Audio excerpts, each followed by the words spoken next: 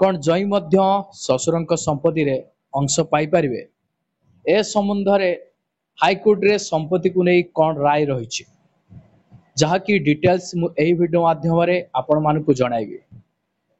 ससुर घरे जईर संपत्तिर अधिकार कौन केमिति रही जहाँ हाईकोर्ट को निष्पत्ति अनुसार आपण जानिबा को पाइबे जे प्रकृत रे आजिका डेट रे जई मानकर अधिकार ससुरंक संपत्ति पुरे अछि कि नाही। चलंतु यार डिटेल्स मु आपण मानकु स्टेप बाय स्टेप जणाइबी। सेतिपई आपण भिडियोटी को बिना स्किप रे शेष पर्यंत देखंतु जहाँ फल रे आपण जानि परिबे बुझी परिबे। जदि एपर्यंत चैनल को सब्सक्राइब करि नाहंती चैनल को सब्सक्राइब कर दियंतु पाखर थिबा घंटी चिन्ह को दबाई दियंतु। तो चलंतु देरी न करी आरंभ करिवा आज रे एक नवा वीडियो। ए नवा वीडियो रे आपण समस्त को मो स्वागत जणाउची। भारत रे परिवार एवं संपत्ति विषय सर्वदा आलोचना हुए, विशेषकर जितेबाला उत्तराधिकारी किंबा संपत्ति विभाजन प्रश्न उठे। अनेक समय समाज रे एक भूल धारणा रही जे विवाह पर जई ताको ससुरंक संपत्ति पर कौनसी आईनगत अधिकार पाई परिवे। देखंतु निकटरे हाईकोर्ट एक गुरुत्वपूर्ण निष्पत्ति पर यही प्रश्न पुणी थरे आलोचना को आसी।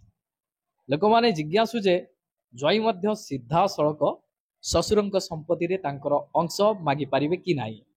देखंतु प्रायतः देखा जाए जे संपत्ति को नहीं पारिवारिक संपर्क तिक्तता देखा जाए।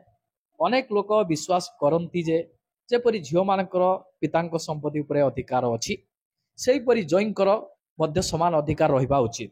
तो मु आपण मानकु एही वीडियो माध्यम रे क्लियर करि देबी जे जई तांक ससुरंक संपत्ति उपरे अधिकार साब्यस्त करि पारिबे कि नाही। देखंतु प्रायतः देखा जाए संपत्ति को नहीं पारिवारिक संपर्क तिक्तता देखा जाए।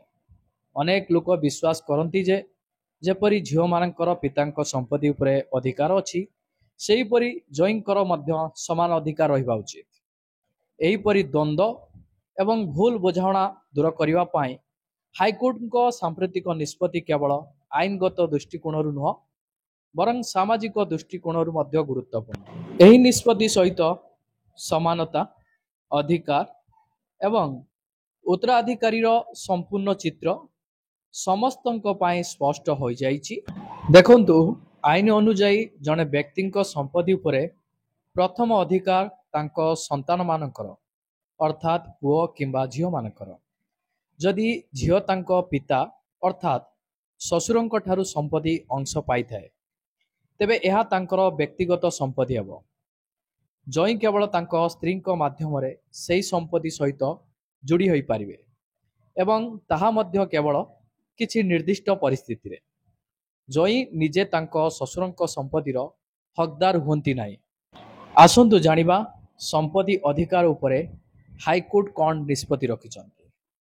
हाईकोर्ट तांको ऐतिहासिक निष्पत्ति रे स्पष्ट करिछन्ति जे जणे जईंकर तांको ससुरंक संपत्ति उपरे कौनसी स्वयंचालित किंबा जन्मगत अधिकार नाही।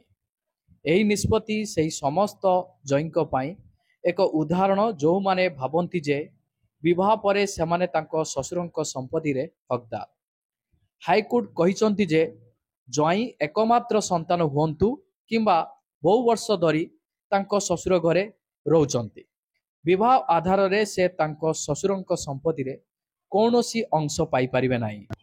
हाईकोर्ट रे एक संप्रति होइथिबा मामला रे जई दाबी करितले जे तांको ससुरंक संपत्ति रे तांको अंश मिलिबा उचित कारण से तांकर एकमात्र झियो को विवाह करिथिले। किंतु कोर्ट एही जुक्ति को प्रत्याख्यान करिथिले एवं स्पष्ट करिथिले जे विवाह संपर्क रु एपरि कौनसी अधिकार सृष्टि हुए नाही। संपत्तिर मालिकाना उत्तराधिकारी आईन द्वारा ही नियंत्रित हुए। आसंतु जानिबा संपत्तिर अधिकार प्रदान पाई आईन एवं व्यवस्था। भारतीय उत्तराधिकारी आईन अर्थात हिंदू उत्तराधिकारी आईन 1956 अनुଯାयी मृत व्यक्ति संतान पुओ झियो स्त्री एवं मां को मध्यरे संपत्ति बंटा जाए। सही तालिकार जई को नाम देखा जाए नाही।